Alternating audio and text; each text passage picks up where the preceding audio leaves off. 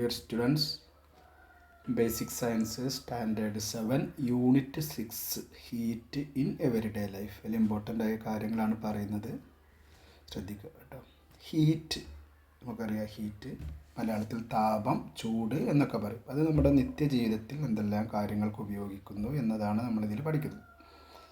Heat is A form of energy. ഒരുപാട് varieties energy ഉണ്ട് അല്ലേ. ലൈറ്റ് ഉണ്ട്, സൗണ്ട് ഉണ്ട്, ഇലക്ട്രിസിറ്റി, മെക്കാനിക്കൽ എനർജി, അങ്ങനെ ഒരുപാട് എനർജികളുണ്ട്. കെമിക്കൽ എനർജി നമ്മൾ പഠിച്ചതാണ്. നമ്മൾ ഈ യൂണിറ്റിൽ പഠിക്കുന്നത് ഹീറ്റ് എനർജിയുടെ ഇമ്പോർട്ടൻ്റ് ആയിട്ടുള്ള കാര്യങ്ങളാണ് കേട്ടോ. നമുക്കറിയാം, ഹീറ്റ് എനർജി ഏറ്റവും കൂടുതലായിട്ട് നമ്മൾ വീട്ടിൽ യൂസ് ചെയ്യുന്നത് കുക്കിങ്ങിന് വേണ്ടിയിട്ടാണ്. അതുമായി ബന്ധപ്പെട്ട കുറച്ച് കാര്യങ്ങളാണ് നമ്മൾ ഈ യൂണിറ്റിൽ പഠിക്കുന്നത്. Okay. Heat is A form of energy that can change the state of matter. നമ്മൾ ഏതൊരു വസ്തുവിനെ ഹീറ്റ് ചെയ്താൽ അതിൻ്റെ സ്റ്റേറ്റ് ചേഞ്ച് ചെയ്യാൻ പറ്റും. സ്റ്റേറ്റ് എന്ന് പറഞ്ഞാൽ ഒരു വസ്തുവിൻ്റെ സോളിഡ് ആണെങ്കിൽ അതിന് ലിക്വിഡ് ആക്കുക, ലിക്വിഡ് ആണെങ്കിൽ ഗ്യാസ് ആക്കുക. നമ്മൾ വെള്ളത്തിൻ്റെ കാര്യം പറയുകയാണെങ്കിൽ ഐസ് ഒന്ന് ചൂടാക്കിയിട്ടുണ്ടെങ്കിൽ അത് വാട്ടറാവും, അത് ലിക്വിഡായി അല്ലേ. വീണ്ടും നമ്മൾ ഹീറ്റ് ചെയ്തിട്ടുണ്ടെങ്കിൽ അതെന്താവും, വേപ്പറാവും, അങ്ങനെ ഗ്യാസ് സ്റ്റേറ്റിലേക്ക് മാറും. അതിനുള്ളൊരു എക്സ്പെരിമെൻ്റാണ് ഇവിടെ നമ്മൾ ഈ ടെക്സ്റ്റ് ബുക്കിൽ ഇവിടെ കാണിച്ചിട്ടുള്ളത്. ഓക്കെ. ഇനി ഹീറ്റ് ട്രാൻസ്മിറ്റ് ചെയ്യുക അല്ലേ. ഒരു സ്ഥലത്ത് നിന്ന് മറ്റൊരു സ്ഥലത്തേക്ക് ഹീറ്റ് പാസ് ചെയ്യുന്നതിനാണ് ട്രാൻസ്മിഷൻ എന്ന് പറയുക. Transmission of heat refer to the flow of heat from one place to another. ഒരു സ്ഥലത്ത് നിന്ന് വേറെ സ്ഥലത്തേക്ക് ഹീറ്റ് ഫ്ലോ ചെയ്യുന്നതിന് നമ്മൾ പറയുന്ന പേരാണ് ട്രാൻസ്മിഷൻ ഓഫ് ഹീറ്റ്. നമ്മൾ പറഞ്ഞു, ഇവിടെ ഗ്യാസ് സ്റ്റവിൽ നിന്ന് നമുക്ക് ഫുഡ് ഉണ്ടാക്കുകയാണെങ്കിൽ, ഒരു റൈസ് ഉണ്ടാക്കുകയാണെങ്കിൽ അത് ആദ്യം അതിൻ്റെ വെസൽ, പാത്രം ചൂടാകുന്നു, അതിന് ശേഷം വാറ്റർ ചൂടാകുന്നു, എന്നിട്ടാണ് റൈസ് ചൂടാകുന്നത് അല്ലേ. അപ്പോൾ അങ്ങനെ അത് ഒരു വഴിയിലൂടെ എങ്ങനെയാണ് പോവുക. ഓക്കെ. അതാണ് ട്രാൻസ്മിഷൻ ഓഫ് ഹീറ്റ് എന്നാണ് പറയുക കേട്ടോ. ഇനി ട്രാൻസ്മിഷൻ ഓഫ് ഹീറ്റ് സോളിഡിലും ലിക്വിഡിലും ഗ്യാസിലൊക്കെ എങ്ങനെയാണ് എന്നുള്ളതാണ് നമ്മൾ എക്സ്പെരിമെൻറ്റ് ചെയ്തതാണ്. അതാണ് പിന്നെ പറയുന്നത്. ഓക്കെ. അതിൽ ഇമ്പോർട്ടൻ്റ് ആയതാണ് കണ്ടക്ഷൻ. നമുക്കറിയാം, ഒരു വസ്തു നമ്മൾ പറയില്ല സബ്സ്റ്റൻസ് എന്നാണ്. Substance made up of molecules. ഏത് സബ്സ്റ്റൻസ് ആണെങ്കിലും അത് അതിൻ്റെ മോളിക്യൂൾസ് കൊണ്ടായിരിക്കും മേക്ക് ചെയ്തിട്ടുണ്ടാവുക. ഫോർ എക്സാമ്പിൾ, ഗോൾഡ് ആണെങ്കിൽ ഗോൾഡിൻ്റെ മോളിക്യൂൾസ്, വാറ്റർ ആണെങ്കിൽ വാറ്റർ മോളിക്യൂൾസ്. ആ ചെറിയ മോളിക്യൂൾസുകൾ കൂടി ചേർന്നിട്ടാണ് ആ സബ്സ്റ്റൻസ് ഉണ്ടാവുക. അപ്പോൾ ഈ കണ്ടക്ഷൻ എന്ന് പറഞ്ഞാൽ സോളിഡ് സ്റ്റേറ്റിലുള്ള വസ്തുക്കളിലൂടെ ഹീറ്റ് ഫ്ലോ ചെയ്യുന്ന രീതിയാണ് കണ്ടക്ഷൻ.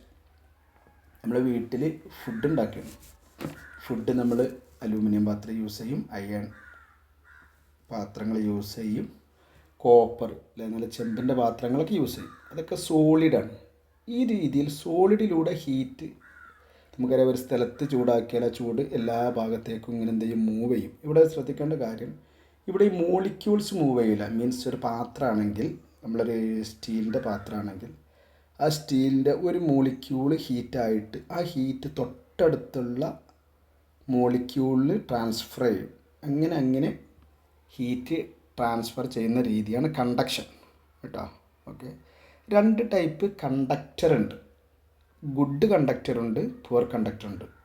സിമ്പിളായിട്ട് പറഞ്ഞാൽ അല്ലേ, നമ്മൾ ചൂടാക്കിയാൽ ചൂട് ഇങ്ങനെ മൂവ് ചെയ്യുന്ന വസ്തുക്കൾ, അതായത് ഒരു എൻഡിൽ നമ്മൾ ഹീറ്റ് ചെയ്തല്ല, ഹീറ്റ് അതിലൂടെ ഇങ്ങനെ പാസ് ചെയ്യുന്ന വസ്തുക്കളാണ് ഗുഡ് കണ്ടക്ടർ. പാസ് ചെയ്യാത്ത വസ്തുക്കളാണ് പുവർ കണ്ടക്ടേഴ്സ്. ഓക്കെ. അപ്പോൾ നമ്മൾ വീട്ടിലെ ഇതേപോലെ ഫ്രൈ പാനുകൾ ഒക്കെ, നമ്മൾ കുക്കറുകളൊക്കെ, അതിന് ഈ രണ്ട് ഭാഗങ്ങളുണ്ടാവും. നമ്മൾ കുക്കിങ്ങിന് വേണ്ടി ഉപയോഗിക്കുന്ന ഭാഗം എപ്പോഴും ഗുഡ് കണ്ടക്ടർ ആയിരിക്കും. അതിൻ്റെ ഹാൻഡിൽ എപ്പോഴും പുവർ കണ്ടക്ടേഴ്സ് ആയിരിക്കും കേട്ടോ, ശ്രദ്ധിക്കണം. ഇനി അടുത്തതായി കൺവെക്ഷൻ എന്ന മെത്തേഡാണ്. കൺവെക്ഷൻ മെത്തേഡ് നോക്കുക, രണ്ടാമത്തെ മെത്തേഡാണ്. ഹീറ്റ് 3 രീതിയിലൂടെയാണ് ഹീറ്റ് ഒരു സ്ഥലത്ത് നിന്ന് വേറെ സ്ഥലത്തേക്ക് പാസ് ചെയ്യുക. ഒന്ന് കണ്ടക്ഷൻ നമ്മൾ പറഞ്ഞു കഴിഞ്ഞു, അത് സോളിഡിൽ മാത്രമേ കണ്ടക്ഷൻ നടക്കുള്ളൂ. ഈ കൺവെക്ഷൻ എന്ന് പറഞ്ഞാൽ നമ്മൾ വെള്ളം നമ്മൾ ചൂടാക്കുമ്പോൾ ഇങ്ങനെ തിളച്ചു മറിയും. മീൻസ് അതിൻ്റെ മോളിക്യൂൾ ഇങ്ങനെ മൂവ് ചെയ്യും കേട്ടോ. Convection is a method of transmission of heat in gas and liquid by displacement of molecules. മനസ്സിലായില്ലേ? ആ മോളിക്യൂൾസ് മൂവ് ചെയ്യും. വെള്ളമൊക്കെ നമ്മൾ ചൂടാക്കുമ്പോൾ ചൂടുള്ള അടിയിലുള്ള മോളിക്യൂൾ മുകളിലോട്ട് പോകും, തിളച്ച് മറിയാന്നൊക്കെ പറയും. നമ്മൾ ചായയൊക്കെ ഉണ്ടാക്കുമ്പോൾ കാണുന്നതാണ്. അത് നമ്മുടെ ലിക്വിഡിലും ഗ്യാസിലും ഈ മെത്തേഡിലാണ്, കൺവെക്ഷൻ മെത്തേഡിലാണ് ഹീറ്റ് ട്രാൻസ്മിറ്റ് ചെയ്യുക കേട്ടോ. ഇനി മൂന്നാമത്തത് റേഡിയേഷൻ. ഏറ്റവും ഇമ്പോർട്ടൻ്റ് ആയിട്ടുള്ള മറ്റൊരു അങ്ങനെ നമ്മൾ സൂര്യനിൽ നിന്നൊക്കെ ചൂട് ഭൂമിയിലേക്ക് വരുന്നുണ്ട്. അത് റേഡിയേഷൻ മെത്തേഡാണ്.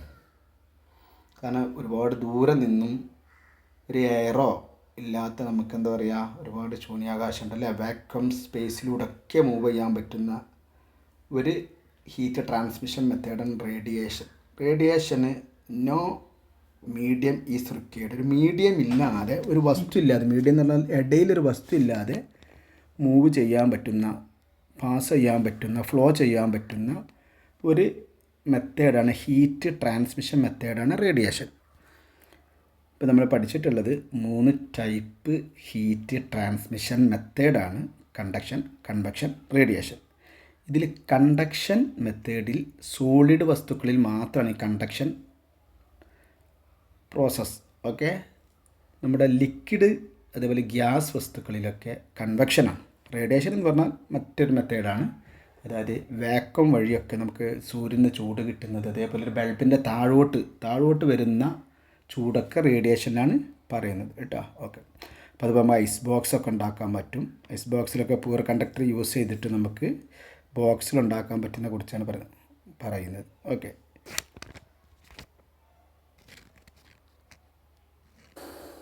അടുത്തതായിട്ട് തെർമൽ കണ്ടക്ടിവിറ്റി. എല്ലാ മെറ്റൽസിനും ഒരുപോലെ അല്ല, വ്യത്യാസം ഉണ്ടാവും. നമ്മൾ പലതരത്തിലുള്ള പാത്രങ്ങൾ ഉപയോഗിക്കലുണ്ട്. സ്റ്റീൽ ഉപയോഗിക്കലുണ്ട്, അയൺ ഉപയോഗിക്കും, ചെമ്പ് പാത്രങ്ങൾ, കോപ്പർ പാത്രമൊക്കെ നമ്മൾ ഉപയോഗിക്കും. പക്ഷേ എല്ലാറ്റിനും ചൂട് ഒരുപോലെ അല്ല ചൂട് ട്രാൻസ്മിറ്റ് ചെയ്യുക, ഹീറ്റ് ട്രാൻസ്മിറ്റ്.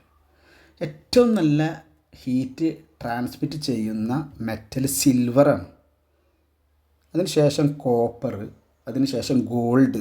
പണ്ട് രാജാക്കന്മാരൊക്കെ നല്ല ഗോൾഡിൻ്റെയും നല്ല സിൽവറിൻ്റെയൊക്കെ പാത്രങ്ങൾ ഉപയോഗിക്കാൻ കാരണം അത് നല്ല ഹീറ്റ് ട്രാൻസ്മിറ്റ് ചെയ്യുന്ന വസ്തു ആയതുകൊണ്ടാണ്. ഗോൾഡിന് ശേഷം പിന്നെ അലൂമിനിയം പാത്രങ്ങൾ നമ്മൾ കൂടുതലായിട്ട് ഉപയോഗിക്കുന്നത്. ചെമ്പ് പാത്രങ്ങൾ നമ്മൾ ഉപയോഗിക്കലുണ്ട്. ഇപ്പോൾ ഗോൾഡും സിൽവറും ഉപയോഗിക്കാത്ത അതിൻ്റെ കോസ്റ്റ് കൊണ്ടാണ് കേട്ടോ. ചെമ്പ് പാത്രങ്ങളാണ് സിൽവർ കഴിഞ്ഞാൽ ഏറ്റവും നല്ലത്, കോപ്പർ. ഓക്കെ, അപ്പോൾ നമ്മൾ ഏറ്റവും കൂടുതൽ ഉപയോഗിക്കുന്ന അലൂമിനിയം നല്ല ഒരു ഹീറ്റ് പെട്ടെന്ന് ട്രാൻസ്മിറ്റ് ചെയ്യുന്നതാണ്. അപ്പോൾ എൻ്റെ ഓർഡർ പറയുകയാണെന്ന് വെച്ചാൽ silver, copper, gold, aluminium, iron, steel, lead, mercury. ഈ ഓർഡറിലാണ് അതിൻ്റെ ഹീറ്റ് കണ്ടക്ടിവിറ്റി. ഏറ്റവും കൂടുതലുള്ള സിൽവർ, ഏറ്റവും താഴെയുള്ള മെർക്കുറി. അതിൻ്റെ ഇടയിൽ പറഞ്ഞതിനൊക്കെ അതിൻ്റെ ഇടയിലാണ് വരുന്നത് കേട്ടോ. അപ്പോൾ ഏറ്റവും കൂടുതൽ സിൽവർ, പിന്നെ കോപ്പർ, പിന്നെ ഗോൾഡ്, പിന്നെ അലൂമിനിയം, ശേഷം അയൺ, സ്റ്റീല്, ലെഡ്, മെർക്കുറി, അങ്ങനെ വരുന്നത് കേട്ടോ. ഇനി സോളിഡ്, ലിക്വിഡ്, ഗ്യാസ് ഇതൊക്കെ എന്ത് ചെയ്യും? ഹീറ്റ് ചെയ്തിട്ടുണ്ടെങ്കിൽ എക്സ്പാൻഡ് ചെയ്യും. സോളിഡ് ആണെങ്കിൽ, ലിക്വിഡ് ആണെങ്കിൽ, ഗ്യാസ് ആണെങ്കിൽ എക്സ്പാൻഡ് ചെയ്യും. ഹീറ്റ് ചെയ്താൽ എക്സ്പാൻഡ് ചെയ്യും, കൂൾ ചെയ്താൽ കോൺട്രാക്റ്റ് ചെയ്യും, ചുരുങ്ങും അല്ലേ? ഇങ്ങനെ നമ്മുടെ നിത്യജീവിതത്തിൽ ഒരുപാട് സന്ദർഭങ്ങളുണ്ട്. പിന്നെ എക്സ്പെരിമെൻ്റൊക്കെ നമ്മൾ ക്ലാസ്സിൽ ചെയ്തതാണ് കേട്ടോ. ഓക്കെ, നമ്മൾ പിന്നെ അടുത്ത ടെമ്പറേച്ചർ, ചൂട് നമ്മൾ മെഷർ ചെയ്യാൻ യൂസ് ചെയ്യുന്നത് നമ്മൾ തെർമോമീറ്ററാണ്. തെർമോമീറ്ററിൻ്റെ അടിയിൽ ഒരു ലിക്വിഡായിരിക്കും. അത് ചൂട് തൊട്ടിട്ട് എക്സ്പാൻഡ് ചെയ്യുമ്പോഴാണ് നമുക്കതിൻ്റെ മെഷർമെൻറ്റ് കിട്ടുന്നത്.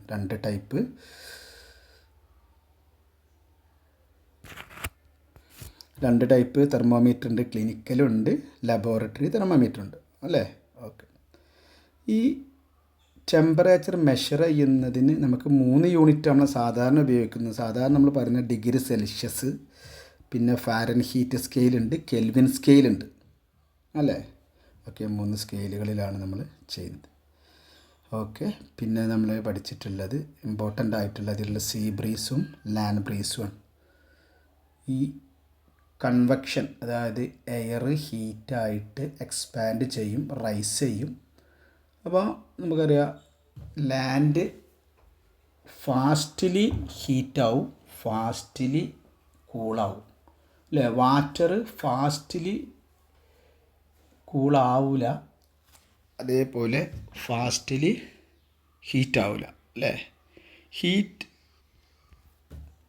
Land heat quickly, cool quickly. Water heat slowly and cool slowly. നമ്മൾ പഠിച്ചതാണ് അല്ലേ? ഇതുമായി ബന്ധപ്പെട്ടതാണ് സീ ബ്രീസും ലാൻഡ് ബ്രീസും. ഇമ്പോർട്ടൻ്റ് ആണ്. അപ്പോൾ നമ്മൾ എന്ത് ചെയ്യുക, അതൊന്ന് പഠിക്കണം കേട്ടോ. സീ ബ്രീസ് എന്താണ്, ലാൻഡ് ബ്രീസ് എന്താണെന്നുള്ളത് അല്ലേ. Sea breeze land heat up and cool down faster than water, therefore the land is warmer than the see during day time. അപ്പോൾ എയർ പകൽ സമയത്ത് എയർ ഹീറ്റാകുമ്പോൾ നോക്കുക, അത് റൈസ് വാമാവും. അപ്പോൾ റൈസ് ചെയ്യും അല്ലേ. അപ്പോൾ തണുത്ത വായു ആയിരിക്കും. വാറ്റർ എന്തായിട്ടുണ്ടാവും, വാറ്ററിൻ്റെ മുകളിലുള്ള എയർ എന്തായിരിക്കും, കൂളായിരിക്കും. അപ്പോൾ കൂൾ എയർ എന്ത് ചെയ്യും, ഹോട്ടായിട്ടുള്ള സ്ഥലത്തേക്ക് ബ്ലോ ചെയ്യും അല്ലേ. അതാണ് നമ്മൾ വിൻഡ് എന്ന് പറയുന്നത്. അപ്പോൾ ഡേ ടൈമിൽ സീ ബ്രീസ് ഉണ്ടാവും, നൈറ്റ് ടൈമിൽ നേരെ അതിൻ്റെ ഓപ്പോസിറ്റ് ഉണ്ടാവും.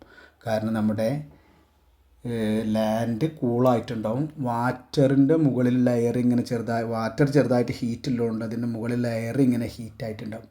അപ്പോൾ നേരെ തിരിച്ച് ലാൻഡ് ബ്രീസ് ഉണ്ടാകും. രാത്രി സമയത്ത് കടലിലൊക്കെ പോകുന്ന ആളുകൾ ചോദിച്ചാൽ രാത്രി സമയത്ത് നല്ല കടലിലേക്ക് നല്ല കാറ്റുണ്ടാവും കേട്ടോ. അപ്പോൾ എയറിലുള്ള ഹീറ്റ് ഡിഫറൻസിലാണ്, അതുകൊണ്ടാണ് സീ ബ്രീസും ലാൻഡ് ബ്രീസും ഉണ്ടാകുന്നത്. അപ്പോൾ നമുക്ക് ഈ 3 രീതിയിലും നമുക്ക് ഹീറ്റിനെ നമുക്ക് പ്രിവെൻറ്റ് ചെയ്യാൻ പറ്റുകയാണെങ്കിൽ, അങ്ങനത്തെ ഒരു പാത്രം ഉണ്ടാക്കുകയാണെങ്കിൽ നമുക്ക് ഒരു ചൂടായ വസ്തു എത്ര സമയം വേണമെങ്കിൽ ഏകദേശം ഒരു ദിവസം വരെ ഒക്കെ നമുക്ക് നിർത്താൻ കഴിയും. നല്ല പാത്രങ്ങൾ ഉണ്ടാക്കുക അല്ലേ. ഐസ് ഉരുകാതെ വേണമെങ്കിലും ഇതേ രീതിയിൽ നമുക്ക് അതിനുള്ള പാത്രങ്ങൾ ഉണ്ടാക്കുക. അത് ശ്രദ്ധിക്കേണ്ട കാര്യം 3 രീതിയിൽ മാത്രമേ ഹീറ്റ് ട്രാൻസ്മിറ്റ് ചെയ്യുള്ളൂ. ഈ 3 രീതിയിലും ഹീറ്റ് ട്രാൻസ്മിഷൻ നമുക്ക് പ്രിവെൻറ്റ് ചെയ്യാൻ പറ്റുകയാണെങ്കിൽ, അങ്ങനത്തെ ഒരു പാത്രം നമ്മൾ ഉണ്ടാക്കുകയാണെങ്കിൽ, അങ്ങനത്തെ ഒരു ഡിവൈസ് നമ്മൾ ഉണ്ടാക്കുകയാണെങ്കിൽ, അല്ലെങ്കിൽ ഒരു എക്യുപ്മെൻറ്റ് ഉണ്ടാക്കുകയാണെങ്കിൽ നമുക്ക് എന്ത് ചെയ്യാൻ പറ്റും, നമുക്ക് ചൂടാറാതെ ഫുഡൊക്കെ നമുക്ക് കുറേ ദിവസം കുറേ ദിവസം നിൽക്കില്ല, ഏകദേശം ഒരു ദിവസം കുറേ മണിക്കൂറുകൾ നമുക്ക് എന്ത് ചെയ്യാൻ പറ്റും, ചൂടാറാതെ നിൽക്കാൻ കഴിയും. അങ്ങനത്തെ പാത്രങ്ങൾ ഏറ്റവും ഇമ്പോർട്ടൻ്റ് ആയിട്ടുള്ള നമ്മുടെ വീട്ടിലുള്ളതാണ് തെർമോ ഫ്ലാസ്ക്. സാധാരണ ഫ്ലാസ്കിന് പറയുന്ന പേരാണ് തെർമോ ഫ്ലാസ്ക്. അതിൽ ഇവിടെ പറയുന്നുണ്ട് കണ്ടക്ഷൻ എങ്ങനെയാണ് തെർമോ ഫ്ലാസ്കിൽ പ്രിവെൻറ്റ് ചെയ്യുന്നത്.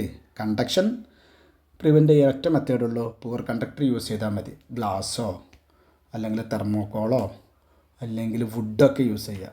പക്ഷേ നമ്മൾ ഫ്ലാസ്കിൻ്റെ ഉള്ളിൽ നമുക്ക് വുഡും തെർമോക്കോളൊന്നും ഉപയോഗിക്കാൻ പറ്റില്ല. അപ്പോൾ ഗ്ലാസ്സാണ് നല്ലത്. പിന്നെ തെർമോക്കോളിൽ ഒന്നും പറ്റില്ലല്ലോ അല്ലേ. ചൂടുള്ള വസ്തുക്കളൊക്കെ നമുക്ക് ഫ്ലാസ്കിൻ്റെ ഉള്ളിൽ നമുക്ക് ഏറ്റവും നല്ലതായിട്ട് യൂസ് ചെയ്യാൻ പറ്റിയ ഗ്ലാസ്സാണ് കേട്ടോ. അപ്പോൾ ഗ്ലാസ് യൂസ് ചെയ്താൽ കണ്ടക്ഷൻ നമുക്ക് പ്രിവെൻറ്റ് ചെയ്യാൻ പറ്റും. കൺവെക്ഷനൊക്കെ എന്ത് വേണം, ഒരു മീഡിയം വേണം. അപ്പോൾ നമ്മളവിടെ ഇവാക്യുവേറ്റ് ഡബിൾ വാൾ, ഈ ഗ്ലാസ് കൂടിന് 2 ചില്ലുകൂടാണ് നമ്മൾ പറഞ്ഞിട്ടുണ്ട്. 2 ചില്ലുകൂടാണ്. അതിൻ്റെ ഉള്ളിൽ നിന്നും എയർ നമ്മൾ റിമൂവ് ചെയ്തിട്ടുണ്ടാവും. അപ്പോൾ അതുകൊണ്ട് ഒരു ചില്ലുകൂടിൽ നിന്നും അടുത്ത ചില്ലുകൂടിലേക്ക് അതിന് പുറത്തേക്ക് പോകാൻ വഴിയില്ല. ഏതിന്, കൺവെക്ഷൻ. പിന്നെ റേഡിയേഷനാണ് 3ാമത്തെ മെത്തേഡ്. റേഡിയേഷൻ പ്രിവെൻറ്റ് ചെയ്യാനുള്ള ഏറ്റവും മെത്തേഡ് എന്താ ചെയ്യുക, നല്ല സ്മൂത്താക്കുക. അതിന് വേണ്ടിയിട്ട് നല്ല silver coated interior of double wall. ആ ഡബിൾ വാളിൻ്റെ ഗ്ലാസ് കൂടിൻ്റെ ഉള്ളിലൊക്കെ നല്ല സിൽവർ വെള്ളി കളർ കാണാം. ഫ്ലാസ്കിൻ്റെ ഉള്ളിലേക്ക് തലട്ട് നോക്കിയാൽ കാണാം കേട്ടോ. നല്ല വെള്ളി കളർ നമുക്ക് കാണാൻ കഴിയും. നല്ല സ്മൂത്താക്കിയിട്ട് നമ്മൾ ഒരു ഫ്ലാസ്ക് ഉണ്ടാക്കുകയാണെങ്കിൽ അതെന്ത് ചെയ്യും, റേഡിയേഷൻ നമുക്ക് പ്രിവെൻറ്റ് ചെയ്യും. സ്മൂത്താക്കാൻ വേണ്ടിയിട്ടാണ് നമ്മൾ സിൽവർ കോട്ടിങ് ചെയ്യുന്നത് കേട്ടോ. ഇതാണ് ഇതിൽ ഇമ്പോർട്ടൻ്റ് കാര്യങ്ങൾ ഒക്കെ ഒന്ന് പഠിക്കുക.